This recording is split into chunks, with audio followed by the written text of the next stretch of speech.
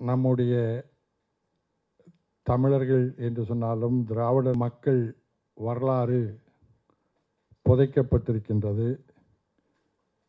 அதை தோண்டி எடுத்து பார்ப்பதற்கு நமக்கு அனுமதி இல்லை. தோண்டி எடுத்து கொடுத்தாலும் அதுக்கு ஆதாரம் இல்லை என்று மறுக்கப்படுகின்றது. அப்படிப்பட்ட நிலை இன்று கீழடிக்கு ஏற்பட்டிருக்கின்றது. இந்த கீழடி ஆய்வு செய்யப்பட வேண்டும் என்று நீண்ட போராட்டம். இங்கே வந்திருக்கின்ற மதிப்புக்குரிய பாராளுமன்ற உறுப்பினர் வெங்கடேசன் அவர்கள் அதிலே தொடர்ச்சியாக முன்னெடுத்தார்கள். 2017 இதே போல் நாங்கள் ஒரு கூட்டம் சென்னையிலே அவர் கலந்து கொண்டார். கீழடி பற்றிய நிகழ்வுக்காக.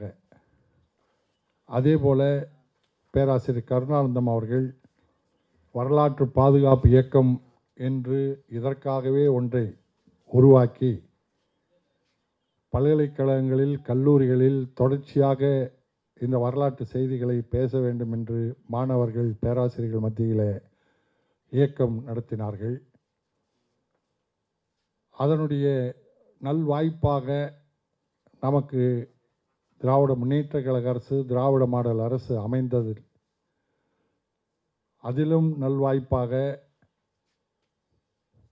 தொல் ஆய்வாளர் மதிப்புக்குரிய அமர்நாத் ராமகிருஷ்ணன் அவர்கள் அந்த பணியில் அமர்த்தப்பட்டது நல்வாய்ப்பாக அமைந்து கீழடி அங்கே தொடர்ந்து ஆய்வு நடந்தது. ஏராளமான ஆயிரக்கணக்கான சான்றுகளோடு பொருள்கள் கண்டெடுத்தார்கள், பார்க்க முடிந்தது. அதை தமிழ்நாடு அரசு, ஸ்டாலின் அரசு கீழடியிலேயே ஒரு அருங்காட்சியகத்தை அமைத்து அதையும் அங்கே காட்சிப்படுத்தினார்கள். அதே போல் அமர்நாத் ராமகிருஷ்ணன் அவர்கள் அந்த கண்டெடுத்த அத்தனையும் நாம் என்னதான் நம் மண்ணிலிருந்து நாமே எடுத்தாலும் கூட நாம் அதை ஆய்வு பண்ண முடியாது, சான்று வழங்க முடியாது என்று அதற்கென்று ஆய்வகங்களை தமிழ்நாட்டில் இல்லை, கர்நாடகத்திலே வைத்து கொண்டு 2 ஆண்டுகளுக்கு மேலாக அதை பற்றிய எந்த செய்தியும் இல்லாமல் கிடப்பில் போட்டிருந்தார்கள். அதற்காக வழக்கு தொடுக்கப்பட்டு அதுக்காக நீதிமன்றம் சொல்லி அதையும் புறக்கணித்து கடைசியில் இதெல்லாம் பத்தாது, இன்னும் நிறைய சான்றுகள் வேண்டும், அறிவியல் சான்று வேண்டும் என்றெல்லாம் புது கரடிகளை விட்டு இப்போது அதை முடக்கி வைத்திருக்கின்றார்கள். அமர்நாத் ராமகிருஷ்ணன் அவர்கள் கூட எனக்கு ஒரு என்னென்னா, அவர் பேரில் அமர்நாத் இருந்ததுனால ஒரு வேளை நம்பி விட்டுட்டாங்க போட்டுருக்கு தொடக்கத்தில். இல்லைன்னா தொடக்கத்தில் விட்டுருக்க மாட்டாங்க. அவர் யாருன்னு தெரியாமல் அமர்நாத் ஒன்று ஏதோ வழக்கத்துக்காக போல் இருக்கு, ஏதோ பூநூல்காரன் போல் இருக்குன்னு நினச்சி விட்டுட்டாங்க. அவர் உண்மையாக ஆய்வு செய்து உண்மையாக அதை கண்டெடுத்து வெளியில் கொண்டு வந்து இந்த தலைமுறைக்கு இந்த வரலாறு நாம் தொன்மையானவர்கள், சிந்து வழியில் எப்படி மார்சல் அவர்கள் சிந்து சமவெளியில் கண்டெடுத்தது திராவிட நாகரிகம் என்பதை அன்று அவர்கள் தொடங்கி அதையே இன்றைக்கு அமர்நாத் ராமகிருஷ்ணன் மூலமாக இங்கும் கீழடியிலும் அது தொடர்கிறது என்பதை நமக்கு அழகாக எடுத்து காட்டினார். ஏற்கனவே கிமு 5000 ஆண்டுகளுக்கு முன்பு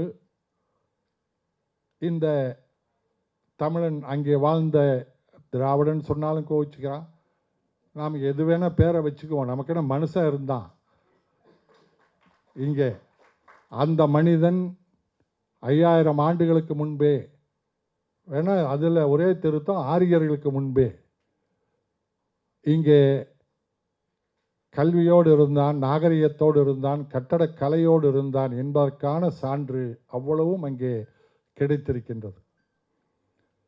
ஆனால் அதுதான் அங்கே மட்டும் அமர்நாத் ராமகிருஷ்ணன் அங்கே ஒரு பிள்ளையார் சிலையும் இருந்ததுன்னு சொல்லியிருந்தா போதும், இவ்வளோ பிரச்சனையே கிடையாது. எல்லாத்தையும் வெளியே கொண்டு வந்து உடனே சான்று கொடுத்து எல்லாம் நடந்திருக்கும். அது இல்லைங்கிறது தான் பிரச்சனையே. சாதியோ மதமோ சாராமல் இருந்தான் அங்கே மனிதன் என்பது தான் அங்கே பிரச்சனையாகவே இருந்து கொண்டிருக்கின்றது. அந்த வகையில்தான் அன்றைக்கு மதிப்புக்குரிய வெங்கடேசன் அவர்கள் அன்றைக்கும் குரல் கொடுத்தார். இன்னும் சொல்லப்போனால் ஆங்கிலேயன் நம்மை அடிமைப்படுத்தினான், சுரண்ட வந்தான் என்று சொல்லக்கூடிய அந்நியன் என்று சொல்லப்பட்ட பிரிட்டிஷ்காரன் கூட இந்த மண்ணை ஆய்வு செய்வதற்கு உண்மையாக ஆய்வுகளை நடத்தினான். ஆனால் நம்முடைய சுதந்திரம் பெற்ற நாடு, நமக்கான அரசு என்று சொல்லக்கூடிய நம்மை ஆளுகின்ற ஒன்றிய அரசு முழுக்க இன்றைக்கு சரஸ்வதி நாகரிகத்துக்காக மெனக்கெட்டு அதற்காக நிதி ஒதுக்க இல்லாத ஒன்றை தேடுகின்ற இந்த சங்கி கூட்டம் இல்லாத ஒன்றை தேடுகின்ற கூட்டம். இருப்பதை காட்டுகிறோம், அதுக்கு சான்று கொடு என்றால் அதை மறுக்கின்றது. இல்லாத ஒன்று அதற்கெல்லாம் இன்னும் சொல்லப்போனால் இங்கே நம்ம சேது சமுத்திர திட்டத்தில் அன்றைக்கு சேது சமுத்திர திட்டம் அமைந்தால் தென் மாவட்டங்கள் எவ்வளோ வளமாகும் என்றெல்லாம் புள்ளி விவரங்களோடு காட்டி ஆய்வு செய்து அதற்கு அந்த சேது சமுத்திர திட்டத்தை அமுல்படுத்த வேண்டும் என்று வருகின்ற போது அங்கே ஒரு ராமர் பாலம் இருக்கின்றது என்ற ஒரு புது கரடியை விட்டு அதனால் அங்கே அந்த ராமர் பாலம் தொன்மை பாதிக்கப்படும் என்று சொல்லி அந்த சேது சமுத்திர திட்டம் நிறைவேறாமல் தடுத்து வைத்திருக்கின்றார்கள். பாலம்னா தண்ணிக்கு மேலே போனால் தான் பாலம், தண்ணிக்கு அடியில் இருக்கிறது பாலங்கிறான். ஆனால் இவர்களே இப்போது என்ன பண்ணுறான், அந்த தொன்மை கெட்டுவிடும், அங்கே இருக்கிற பவளப்பாறை கெட்டுவிடும், அது போகும் இது போகும்னு சொன்னவங்க இப்போ இங்கிருந்து ராமேஸ்வரத்திலிருந்து தலைமன்னாரிலிருந்து தனுஷ்கோடியிலிருந்து இலங்கைக்கு பாலம் கட்டுறோம் அப்படின்னு நிதி ஒதுக்குறான், கட்ட போகிறான். உண்மையிலேயே நல் வாய்ப்பாக என்னதான் நமக்கு இலங்கை சிங்களவர்கள் மீது இன்னும் நமக்கு கடுமையான இஸ்ரேல் போல கோபம், அவர்கள் மீது கோபம் இருந்தாலும் அவருடைய நல்ல ஒரு முடிவெடுத்தான், இந்தியா பாலம் கட்டக்கூடாதுங்கிறது. உண்மையிலே அது நல்ல முடிவு. ஏன்னா கட்டியிருந்தால் இலங்கையினுடைய இறையாண்மைன்னு இங்கே கட்டிட்டு அழுவான். உண்மையிலேயே அங்கே இறையாண்மை பாதிக்கப்பட்டிருக்கும். அந்த இலங்கை ஐபிகே போனப்பவே சிங்களவன் சந்தேகப்பட்டு அன்றைக்கி நமக்கு எல்லாமே இந்த வரலாறு தெரியும். ஐபிகே போயிட்டு கூடவே அன்னைக்கு பிரதமராக இருந்த ராஜீவ் காந்தி போனால் இலங்கை கப்பல் படை இராணுவம் அவருக்கு அரசு மரியாதை பண்ணும்போது அதில் இருந்த சிங்கள சிப்பாய் அவனுக்கு சந்தேகம், எதுக்கு நம்ம நாட்டுக்கு இந்த ஆள் வர்றான், நம்ம நாட்டை பிடிக்க போகிறான் அப்படிங்கிற கோபத்தில் சிங்கள சிப்பாய் துப்பாக்கியினுடைய பின் பைனட்டில் திருப்பி அடித்தான். இன்றைக்கி அந்த பழைய காட்சிகள் காட்டுவாங்க தெரியும். பொடனியில் அடித்தான், அவரே மல்லாக்க போய் விழுந்தார். என்ன காரணம், அன்னைக்கு ஐபிகே போன போது சிங்கள மக்கள் சந்தேகப்பட்டாங்க, இந்தியா இந்த நாட்டை அபகரிச்சிரும். அப்போ ஜெயவர்த்தனே தான் அந்த மக்களை சமாதானப்படுத்துறதுக்கு சொன்னார். இந்தியா மட்டும் வரலைன்னா, ராஜீவ்காந்தி மட்டும் வரலைன்னா நான் பிரபாகரன் காலில் விட வேண்டி இருக்கும் அப்படின்னு ஜெயவர்த்தனா அன்னைக்கு உண்மையான நிலை அதுதான். அதை சொல்லி அந்த மக்களை சமாதானப்படுத்தினார். அப்போ அன்னைக்கே அந்த மக்கள் சந்தேகப்பட்டாங்க. இப்போ பாலம் கட்டுறங்கும் போது சுத்தமாக அவங்களுக்கு முடிவு பண்ணிட்டான், இனி இந்தியா வசம் சிக்கிடுவோன்னு. அப்போ நான் என்ன சொல்ல வரேன்னா, அப்போ நீ பாலம் கட்டினா உன்னுடைய ராமரனுடைய ஏரியாலாம் கெட்டு போயிடாதா, ராமர் பாலமெல்லாம் அடியில் கெட்டு போயிடாதா ஆனால் இவருக்கு அந்த ஆனால் அதுக்கு அதுக்கு அந்த அதுக்கு ஆய்வு கிடையாது. ராமர் பாலம் இருப்பதற்கு எந்த விதமான சான்று கிடையாது, ஆய்வு கிடையாது. அதை வைரமுத்து சொன்னார்ல, மகாபாரதம், ராமாயணம், இதுக்கெல்லாம் எவ்வளவோ கதையை சொல்கிறான். அதுக்கெல்லாம் எந்த அறிவியல் ஆதாரமும் கிடையாது.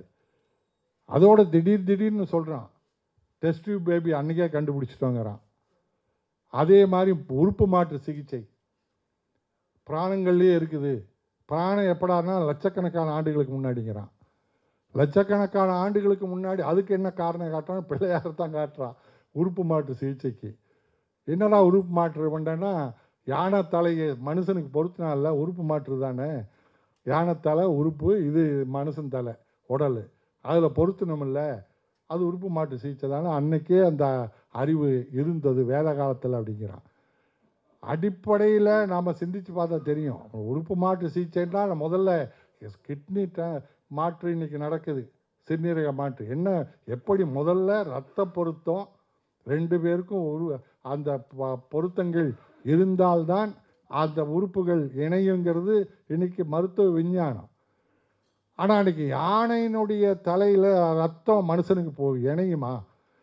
அதை விட யானையினுடைய தலை விட்டம் எவ்வளவு, தலை மனுஷனுடைய தலை விட்டம் எவ்வளவு. ஆனால் அது ஒரு கதையாக இன்றைக்கி அதை அறிவியல் இன்றைக்கி வளர்ந்த உடனே அதுக்கான இது சொல்கிறான். எதெல்லாம் மனுஷன் கண்டுபிடிக்கிறானோ அதெல்லாம் புராணத்தினுடைய சேர்த்துறான். அவன் புராணத்தில் வராது ஒன்று டைனோசர் தான். ஏன்னா அவன் புராணம் எழுதும்போது டைனோசர் கண்டுபிடிக்கல, அது பிற்காலத்தில் வந்தது டைனோசர் கண்டுபிடிச்சது. அது இல்லைன்னா மகாபாரதத்தில் டைனோசரும் வந்திருக்கும். அதே மாதிரி பிளாட்டினம் நகைகளை பார்த்தீங்கன்னா தங்கம் இருக்கும், புராணங்களில் தங்கம் இருக்காது. கடவுளுக்கெல்லாம் பிளாட்டினம் நகையே இருக்காது. ஏன்னா அப்போல்லாம் பிளாட்டினம் கண்டுபிடிக்கல, அதனால் அது தங்கத்தோடு நிறுத்திட்டான். ஆனால் அதுக்கெல்லாம் ஆய்வுகள் அறிவியல் பூர்வமாக ஒப்படைக்காத சொல்லாத அது கேட்காதவர்கள் நம்முடைய மண் நம்முடைய வரலாறு என்று அது தோண்டி எடுப்பதற்கு நமக்கு உரிமை இல்லை, அதை சான்றளிக்க மறுக்கின்றார்கள். அந்த வகையில் அதைத்தான் ஐயா மதிப்புக்குரிய பேராசிரியர் வரலாற்று பாதுகாப்பு இயக்கம் கொண்டு இந்த செய்திகளை கொண்டு செல்ல வேண்டும், மக்களிடத்தில் கொண்டு செல்ல வேண்டும், குறிப்பாக வரலாற்று மாணவர்களிடத்தில் கொண்டு செல்ல வேண்டும் என்று தொடர்ச்சியாக இயக்கம் மாணவர்கள் மத்தியில் கருத்துரைகளை கொண்டு போனார். அதே போல் நம்முடைய மதிப்புக்குரிய வெங்கடேசன் அவர்கள் இன்றைக்கு பாராளுமன்றத்தில் நமக்காக மட்டும் இந்திய மக்களுக்காகவே இன்றைக்கு ஒரு நிகழ்த்தி கொண்டிருப்பவர். சமீபத்தில் அவருக்கு கிடைத்த மிகப்பெரிய வெற்றி என்னன்னா, இந்த சங்கி அரசு நகைக்கடன் 1/4 பவுன் 1/2 பவுன் அவசரத்துக்கு, இது அதுவும் இந்த கல்லூரி காலத்தில் அவசரத்துக்கு பணத்துக்கு திரட்டுவதற்கு பணத்தை நகையை வச்சு அதுக்கு ஏகப்பட்ட விதிகளை விதித்து அந்த நகை கூட ஒரு 100 கிராம் நகை கூட இருப்பதை பணமாக்க முடியாத அளவுக்கு ஏழை எளியவர்களை வஞ்சிக்கின்ற திட்டத்தை சங்கி அரசு கொண்டு வந்தது. உடனே பாராளுமன்றத்தில் அவர் மறுத்து ஓங்கி ஒழிச்சார். அதனுடைய விளைவு இந்தியா போகிற எல்லோருமே அதை கையில் எடுத்து பேசினாங்க, பின்வாங்கியது அந்த அரசு.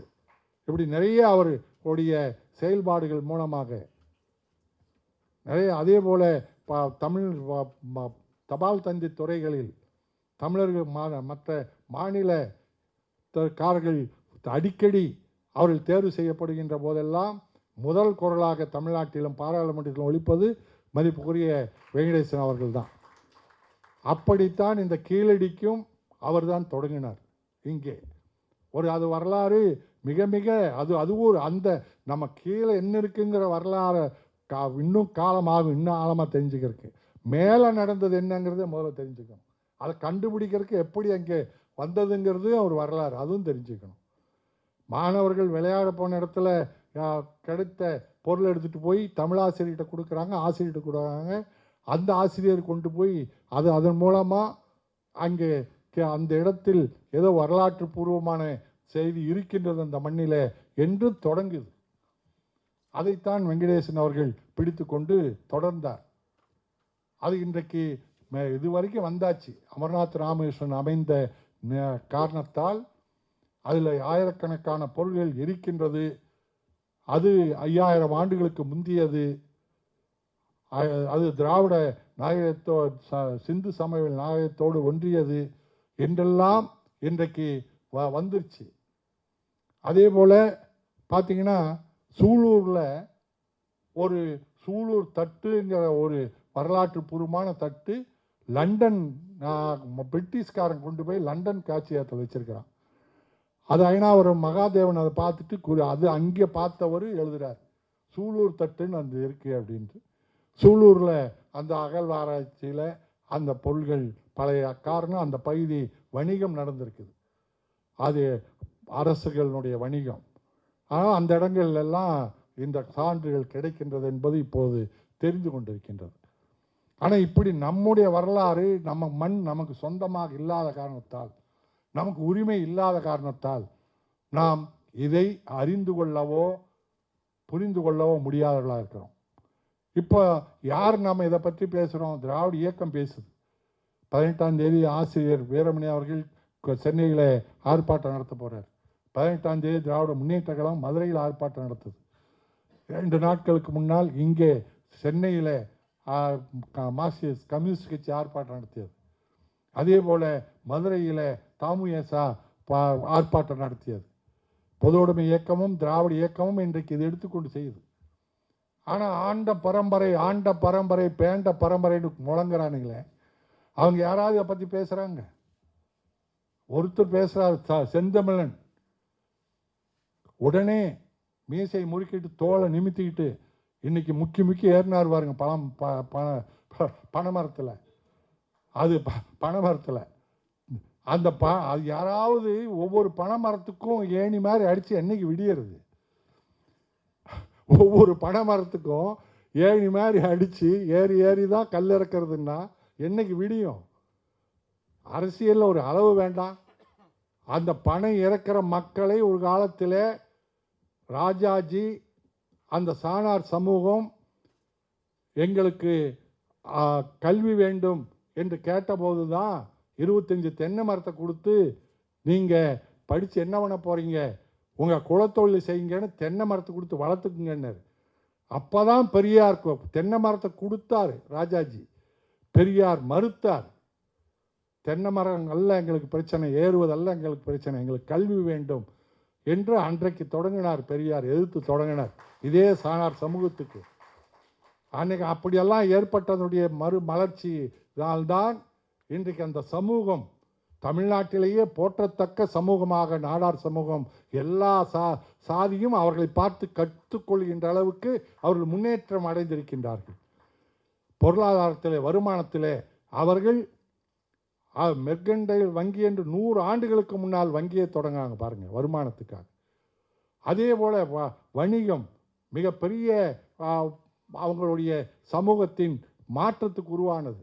ஒற்றுமையாக இருந்து அவர்கள் அதிலிருந்து இன்னும் சொல்ல போனால் அந்த சமூகத்தை பற்றி சொல்லக்கூடிய சமூகத்தில் இருந்த என்னது அவங்க இந்த சாதியை சொல்கிறேன்னு யாருக்கு தப்பாக நினச்சிடாதீங்க. நாம் சாதி மறுப்பாளர்கள். இந்த கருப்பு சட்டையும் சிகப்பு சட்டைகளுக்குள்ள சாதியே கிடையாது. நாங்கள் கருப்பு சட்டை போட்ட பின்னாடி யாரையும் சாதி பார்க்க மாட்டோம், சாதி கேட்க மாட்டோம், சாதியை உணர மாட்டோம். ஆனால் அதை ஒழிப்பதற்கு நாங்கள் அதை எடுத்து பேச வேண்டிய கட்டாயத்தில் இருக்கின்றோம். சக்கிலியனை தொட்டால் தீட்டு, சாணான பார்த்தாலே தீட்டு என்று இந்த சமூகத்தில் வைத்திருந்தார்கள். பார்த்தாவே தீட்டு. அதனால் இப்போ அந்த மக்களே கூட மறுப்பார்கள். ஏன்னா இந்த தலைமுறைக்கு அது தெரியாது. அவர்கள் இது சொல்வது இழிவாக கூட அவர்கள் நினைக்கலாம். அது மன்னிக்க வேண்டும் அந்த சமூகத்து இளைஞர்கள். நாங்கள் அதை சொன்னால்தான் இனி வருங்காலத்தில் மீண்டும் அந்த இடத்துக்கு உங்களுக்கு கொண்டு செல்ல முடியாமல் வளர்ந்துட்டோம். ஆனால் இன்றைக்கு சங்கி கூட்டம் மீண்டும் அந்த இடத்துக்கு கொண்டு வர வேண்டும் என்று முயற்சிக்கின்றது. அது வராமல் தடுக்க வேண்டிய கடமையும் எங்களுக்கு உண்டு. ஆகவே தான் அதை சொல்கிறோம். நீங்கள் அதை திரும்ப பழைய நிலைக்கு வரணுங்கிறதுக்காக இதெல்லாம் சொல்லலை. வந்ததை மகிழ்ச்சி அடைகிறோம், காப்பாற்றி கொள்ள வேண்டும் என்பதற்காக பேசுகிறோம். அப்படி அந்த சமூகம் வளர்ந்து வந்தது. அதை போய் இன்னும் நீங்கள் மரமேறலே இருக்கணும், ங்கிறது போல ஏதோ ஆண்ட பரம்பரைன்னு பெருமை பேசி மரமேறுவதே வேலையாக இன்னும் வைத்து கொண்டிருந்தால் இந்த சமூகம் அப்படிப்பட்ட அந்த ஆள் இது வரைக்கும் இந்த கீழடியை பற்றி இது வரைக்கும் பேசலை. உன்னுடைய ஆண்ட பரம்பரை என்று வெறும் பின்னாடி வந்த மன்னர்கள் பரம்பரை அதை மட்டும் பேசி கொண்டிருக்கின்றார். ஆனால் 5000 ஆண்டுகளுக்கு முன்னால் இந்த திராவிட சமூகம் உன் வழியிலேயே சொன்னாலும் தமிழர்கள் வரலாறு புதைந்து கிடக்கின்றதே. அது வெளியில் வர வேண்டாமா, காட்ட வேண்டாமா, எப்படி சொல்ல வேண்டாமா? அதை பற்றி பேசுவதில்லை. இன்னும் சொல்லப்போனால் ஒருத்தர் இப்போ எம்பியாக இருக்கார். அவர் சும்மா இருக்கிற சங்க ஊதிக்கு எடுத்த ஆண்டின்னு சொல்லுவாங்களே, அந்த மாதிரி கர்நாடகத்தில் போய் தேவையில்லாமல் உங்கள் மொழி தமிழ்லேருந்து வந்தது, அங்கே போய் என்னையா உனக்கு என்ன, அங்கே போய் திடீர்னு அங்கே தமிழ் மேலே அக்கறை, இங்கே பேசு. கர்நாடகத்தில் போய் தமிழை பற்றி ஏன் பேசுகிற? கர்நாடகத்தில் போய் தமிழை பற்றியெல்லாம் பேசுவார். இங்கே கமலஹாசனை தான் சொல்கிறேன், அங்கே போய் பேசுவார். இங்கே கீழடியை எடுப்பதற்கோ எடுத்ததை ஆய்வு பண்ணுவதற்கோ சான்றளிப்பதற்கோ மறுக்கிறான். அதை பற்றி பேச மாட்டேங்கிறார் கமலஹாசன். அக்காரணம் இது. அவருக்கு எப்போவுமே ஐயா தெளிவாக சொல்லுவார், ஒரு நாத்திகனாக கூட இருப்பான், ஆனால் இடஒதுக்கீடு வகுப்புரிமைன்னு வந்தால் புத்தியை காட்டுவாங்க. அந்த மாதிரி தான் இதுலேயும் தமிழன்னு பேசுவாங்க, திராவிட வரலாறுன்னு வரும்போது வாயை திறக்க மாட்டாங்க. ஆகவே தான் மதிப்புக்குரிய பெரியவர்களே, தோழர்களே, நாம் நம்முடைய இதை ஏன் என்ன காரணம், இதை சங்கி ஆளுகின்ற மத்திய ஒன்றிய அரசு இதை மறுக்கிறதுன்னு சொன்னால், அவர்கள் முழுக்க இல்லாத ஒரு சரஸ்வதி நாகரிகத்தை காட்ட வேண்டும், கொண்டு வர வேண்டும் என்று துடிக்கின்றார்கள். ஆரிய நாகரிகமே முதன்மையானது என்று காட்ட துடிக்கின்றார்கள். சமஸ்கிருதமே முதன்மையானது என்று துடிக்கின்றார்கள். இந்த கீழடி உண்மைகள் வந்தால், அது வெளிப்பட்டால், சமஸ்கிருதம் முதன்மையானது அல்ல, தமிழ்தான் முதன்மையானது என்பது உறுதியாகும், உலகம் அறியும். ஆகவேதான் அதை மறுக்கின்றார்கள். ஆனாலும் நாம் விடுவதில்லை என்று நாம் அனைவரும் தொடர்ந்து இந்த கருத்தரங்களும் சரி, அடுத்தடுத்து போராட்டங்களும் சரி எடுத்து மக்களிடத்தில் கொண்டு செல்வதற்கு நாம் இந்த கருத்தரங்கத்தை கொண்டு வந்திருக்கின்றோம். இதில் மதிப்புக்குரிய பேராசிரியர் கருணானந்தம் அவர்களும் நமதுக்குரிய பாராளுமன்ற உறுப்பினர் அவர்களும் கலந்து கொண்டு பேச வந்ததற்கு நன்றி தெரிவித்துக் கொள்கிறோம். அடுத்து எங்களுடைய தந்தை பெரியார் திராவிடர் கழகத்தின் தலைமை செயலாளர் தோழர் வழக்கறிஞர் இளங்கோவன் அவர்களை உரையாற்றுமாறு கேட்டுக்கொள்கிறேன்.